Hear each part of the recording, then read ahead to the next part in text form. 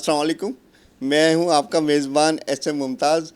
आज हमारे studio Sachar time news के स्टूडियो में मौजूद हैं तनवीर सैयद, सीनियर सहाफ़ी, और नदीम अहमद जमाल एडवोकेट साहब मौजूद हैं हमारे साथ, जिन पे आज मुख्तलिफ़ मौज़ूआत पे हम गुफ्तगू करेंगे, जिनमें सबसे अहम जो मसला इस वक्त मुल्क का बना हुआ है, बल्कि सारी दुनिया का बना हुआ है, वो है कोरोना। तो बताएं, सीनियर सहाफ़ी जो हैं तनवीर सैयद साहब, आप बताएंगे क्या सूरत हाल चल रही है इस वक्त कोरोना के हवाले से। देखें, इस वक्त जो है वो पूरे मुल्क में जो है कि ये वबा अल्लाह ताला की तरफ से, मैं समझता हूँ, जब हम ये कहते हैं कि ये कुदरत की तरफ से एक वबा आई है, तो हमें बजाय ये कहने कि हमें इससे लड़ना है, हम अल्लाह ताला से अपने गुनाहों की माफ़ी मांगें, अब अल्लाह ताला से तौबा करें और अल्लाह ताला से ही दुआ करें कि अल्लाह ताला तेरी भेजी हुई ये वबा है और तू ही इसको दूर कर सकता है। तो हम ये क्यों कहते हैं कि हमें इससे लड़ना है, हमें ये करना है? तो ये जब हम ये कहते हैं कि अल्लाह ताला की तरफ से, तो फिर अल्लाह से तौबा करनी चाहिए ना हमें। अल्लाह से तौबा करेंगे तो चीज़ें सब चली जाएंगी। इससे पहले भी वबा आती रही हैं, चीज़ें आती रही हैं, और अल्लाह ही ने उस चीज़ को दूर किया है।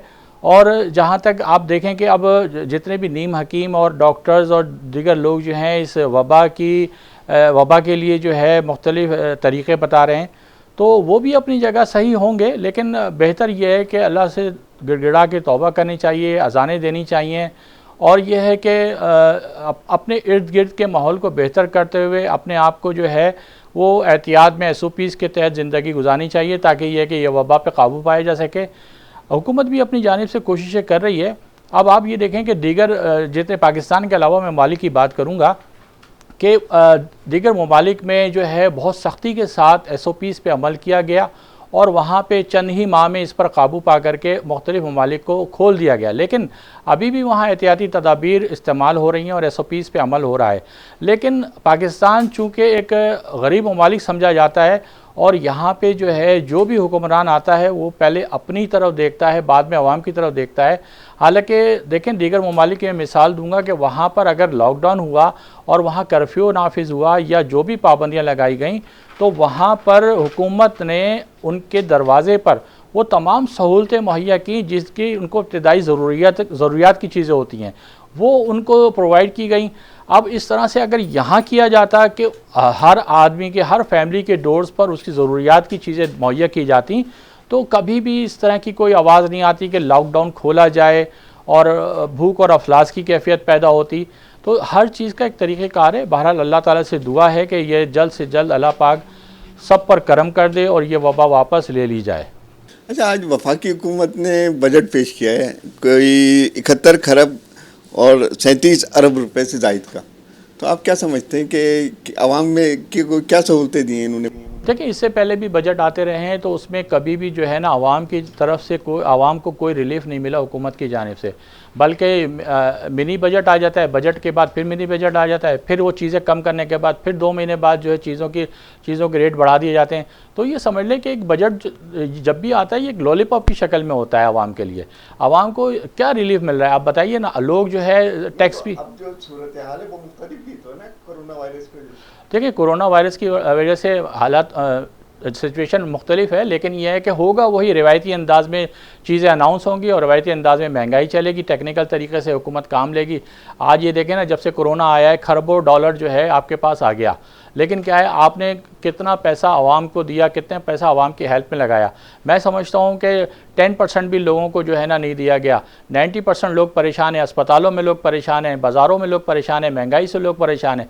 आप देखें ना, हर तरफ परेशानी है। जब आप किसी भी, अब तो ये है ना, गरीब आदमी तो है ही परेशान, लेकिन मिडिल क्लास भी अब परेशानी की तरफ में आ गया, और फिर उससे अपर क्लास जो है, हमारी अपर क्लास भी मुतासिर होने जा रही है। अब जब यहाँ से सब कुछ शिफ्ट हो जाएगा और सब कुछ ख़त्म हो जाएगा, तो आप सोचिए ना कि क्या बचेगा। ये तो हुकूमत को सोचना चाहिए कि उसके पास जो फंड्स आ रहा है, चीज़ें आ रही हैं, उसको सही तरीके से इस्तेमाल करते हुए मुल्क की तरक्की में इस्तेमाल किया जाए। अच्छा, ये बताएं कि बहैसियत सहाफ़ी आप तारिक अजीज़ साहब को कैसा इंसान और इनका किरदार सहाफ़त में, और सच्चर टाइम्स जो जिसे काफ़ी 10 साल से ज़्यादा अरसा हो गया निकलते हुए, और 4 स्टेशन हैं इसके मुल्क भर में, रावलपिंडी, इस्लामाबाद, हैदराबाद, कराची। माशाल्लाह, तारिक अजीज़ साहब बहुत कोनामक सहाफ़ी हैं और बड़ी मेहनत की है, बड़ी स्ट्रगल करके एक टाइम था इन्होंने रिपोर्टिंग भी की है, और पूरे शहर में जो है वो बड़ी मेहनत करके जो है ख़बरें लेकर आते थे। बड़ा यानी कोना मश सहाफ़ी, और साथ साथ बहुत ज़हीन आदमी है कि मैं कहता हूँ कि जो कितने अरसे से जानते मैं तारिक भाई को जो है वो तकरीबन 15 से 18 साल तो हो गए। जी हाँ। तो उसमें यह है कि मेरी तो दुआ है कि और मज़ीद तरक्की करें। आज इन्होंने जो है वो सच्चल टीवी भी बना लिया है, सच्चल टाइम के नाम से अखबार भी है जो कि पूरे पाकिस्तान में पब्लिश हो रहा है और बिक रहा है और लोग पढ़ रहे हैं उसको। और माशाल्लाह ख़ासकर सच्चल टाइम की जो टीम है वो बहुत मेहनती है और बहुत सीनियर्स जो हैं वो यहाँ पर जो है इस पर्चे को बना रहे हैं और काम कर रहे हैं। तो मैं उन सब को मुबारकबाद पेश करता हूँ कि माशाल्लाह अब अखबार के बाद चैनल का भी इब्तिदा कर दिया गया है और माशाल्लाह बड़ी इसके हवाले से आपकी क्या तवक्कुआत हैं आइंदा? मैं समझता हूँ, देखें, अगर वेबसाइट चैनल्स को या चैनल्स को जगह दी जाए, मैं समझता हूँ इसकी कोई फ़ीस नहीं होनी चाहिए। देखें, पूरी दुनिया में जो है मीडिया को बड़ा स्पेस दिया जाता है, चाहे वो प्रिंट मीडिया हो या इलेक्ट्रॉनिक मीडिया, लेकिन हमारे यहाँ वही तंग नज़री का मुजाहरा करते हुए अगर कुछ सच लिखता है, सच बताता है, तो उसको दूसरे रुख पर लोग देखते हैं। हालांकि ऐसा नहीं होना चाहिए। जो चीज़ रिपोर्ट की जाए उस पर एक्शन होना चाहिए, उन चीज़ों पर अमल करना चाहिए, बेहतरी की तरफ लाना चाहिए, क्योंकि मीडिया रास्ता दिखाता है। मीडिया आईना है, माशरे का आईना, माशरे में होने वाली बुराइयों का आईना है कि वो मीडिया दिखाता है उसको कि ये चीज़ गलत हो रही है, ये चीज़ सही हो रही है। तो उस पर जो है एक्शन भी होना चाहिए, उस पर अमल भी होना चाहिए। जो मुताल्लिक़ा इदारे हैं उस पर एक्शन भी लें और उस पर जो है उसको जो भी गलत काम है उसको रुकवाने की भरपूर कोशिश करें। हमारे स्टूडियो में नदीम अहमद जमाल एडवोकेट साहब मौजूद हैं, जो जिनसे हम वफाकी आज जो पेश किया गया वफाकी बजट और कोरोना जैसे मसाइल और दीगर मसाइल के ऊपर हम गुफ्तगू करेंगे। जी नदीम जमाल साहब, आप क्या कहते हैं इस हवाले से कि कोरोना की क्या सूरत हाल मुल्क में चल रही है? देखिए, कोरोना की सूरत हाल तो बहुत संगीन है।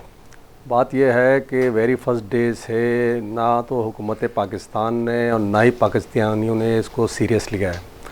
बाज़ तो अब आजकल तो सोशल मीडिया का दौर है, पोस्टें इस किस्म की चल रही थी कि जी ये तो सिर्फ एक मजाक है और सिर्फ फ़ंड्स लेने के लिए और एक इंटरनेशनली तौर पर जो है एक कंस्पायरेसी की गई है जिसके तहत जो है ये कोरोना लाया गया है। अच्छा, जब आपने इतना इजी लिया उसको, हालांकि सिंध गवर्नमेंट ने जो इनिशिएट किया था इब्तिदाई दिनों में, ये 17-18 मार्च की बात है, तो उन्होंने किसी हद तक इसकी जो तबाहकारियां हैं इनको बताने की कोशिश की थी। लॉकडाउन का सिलसिला किया था। अब किसी को लॉकडाउन के बारे में नहीं पता था, ठीक है। अब बात यह है कि वो लॉकडाउन भी हो गया, लेकिन आपके पास जब लोगों को रिलीफ देने के लिए कोई एसओपी नहीं है तो फिर आप जो एसओपी दूसरों की बनाएंगे वो तो कभी भी कामयाब नहीं होगी। पूरी दुनिया में जो एसओपीज़ बनाई गई हैं तो उनके पास एक डाटा होता है अपने शहरीज़ को, उन्होंने जितने भी शहरी हैं और जितने भी उनके काम करने वाले एम्प्लॉइज़ होते हैं उनका डाटा होता है। वो उनको उन्होंने घर की दहलीज पर राशन पहुंचाया और उन्होंने ये पाबंद कर दिया कि जी 70% तक जो उसकी वेजेस हैं वो उसको मिलेंगी। यहाँ पर आपने कानून तो बना लिया और कानून भी आपने इस तरीके से बनाया है कि पहले गवर्नर साहब ने उसको रिजेक्ट कर दिया और उसके बाद फिर आपने उस कानून को जो है वो पास करा लिया और उसमें जो आपने शराइत रखी गई हैं उससे एक आम बंदे को शायद ही अभी तक फ़ायदा पहुंचा हो। जैसे कि जहाँ तक किराए की बात रही है कि किराया नहीं लिया जाएगा और दीगर चीज़ें जो हैं वो जो है नहीं की जाएंगी, उसकी इम्प्लीमेंटेशन नहीं है।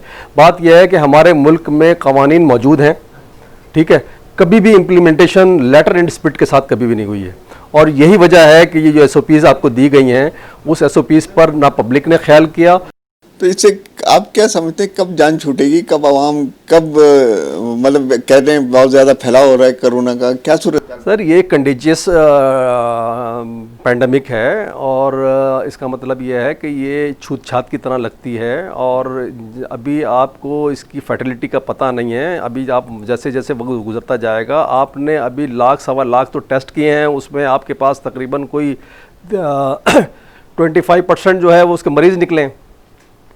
आपकी अगर टेस्ट करने की सलाहियत आप 10 गुना कर देंगे तो आपको पता चलेगा यहाँ लाखों लोग जो है वो कोविड-19 पॉजिटिव हैं। एक डॉक्टर साहब ने प्रेस कॉन्फ्रेंस की, उन्होंने कहा जी ये तो टेस्ट ही नहीं हो रहा है और जो आप टेस्ट करते हैं उसमें 25% ईजिली आपका रेशो निकल रहा है और जब उसके बाद आप उनको क्वारंटाइन करते हैं तो क्वारंटाइन की हालत ये है कि अभी परसों एक खबर आई कि लाहौर एक्सपो सेंटर में जो क्वारंटाइन हो रहा है वहाँ क्रिकेट मैच हो रहा है क्वारंटाइन सेंटर में। यही हाल यहाँ पर है, जहाँ इन्होंने एक्सपो सेंटर कराची में बनाया है, 10,000 बेड लगाने का ऐलान किया और 50 लोग भी मौजूद नहीं है। अस्पतालों में लोग धक्के खा रहे हैं, हर पेशेंट जिसको पेट में भी दर्द है उसको भी कोरोना के खाते में डाला जा रहा है। ये कोई कॉन्स्पिरेसी समझ में नहीं आती। अच्छा, ये आज वफाकी हुकूमत ने अपना बजट पेश किया है 71 अरब 37 अरब रुपए से जायद का, तो उसमें आप समझते हैं आम आदमी को कोई सहूलत मिली है इसमें? देखिए जी, ये बजट तो 3,400 कुछ 71 है, इस खसारे का बजट पेश किया गया है। मैं इसके खल पॉइंट मैंने देखे हैं और उसके मुताबिक मैं समझता हूँ कि एक ये मुनासिब और मुतनासिब बजट है इन हालात में। इनमें एक आम बंदे को रिलीफ देने की कोशिश की गई है कि मोटरसाइकिल सस्ती की गई हैं, रक्शे वगैरह सस्ते किए गए हैं, ख़रीदारी का बजट जो है वो 50,000 से बढ़ाकर 1 लाख कर दिया गया है। इसके अलावा बहुत सी सामान तायुश जो है उन पे ड्यूटी लगाई गई है। अब ये है कि बजट तो जो भी आता है, जो हुकूमत पेश करती है उसकी पोजीशन जो है उसको रिजेक्ट कर देती है, लेकिन मैं समझता हूँ ये एक मुनासिब बजट है और ख़ासकर जो कोरोना के हालात हैं, मौजूदा हालात में जो है ये एक मुतनासिब बजट है। तो इसमें आपके पास कोई तजवीज़ है को मज़ीद क्या कुछ कर सकती थी इसके अंदर? सर, तजावीज़ तो बजट आने से पहले होती हैं, बजट आने के बाद कौन तजावीज़ देता है? क्या कुछ किया जा सकता था? मैं एक पॉइंट ज़रूर रेस करूँगा कि जब गवर्नमेंट ने पेट्रोल की प्राइसेस जो है ऑलमोस्ट 35% कम कर दी, तो अफसोस की बात यह है कि 18वीं तरमीम आने के बाद अब ये प्राइस कंट्रोल और दीगर प्रोविंशल्स को ख़ुद मुख्तारी मिल गई, लेकिन बड़ा ही अफसोस इस बात पे होता है कि 1 रुपया भी अशियाए खुर्दनी पे कम नहीं हुआ। लेकिन ये ज़िम्मेदारी सूबाई गवर्नमेंट की बनती है। आप जब कहते हैं कि पेट्रोल 1 रुपया 5 रुपया ये लोग महंगा करते हैं तो हर चीज़ बढ़ा देते हैं, बगैर किसी इंटीमेशन के बढ़ाते हैं।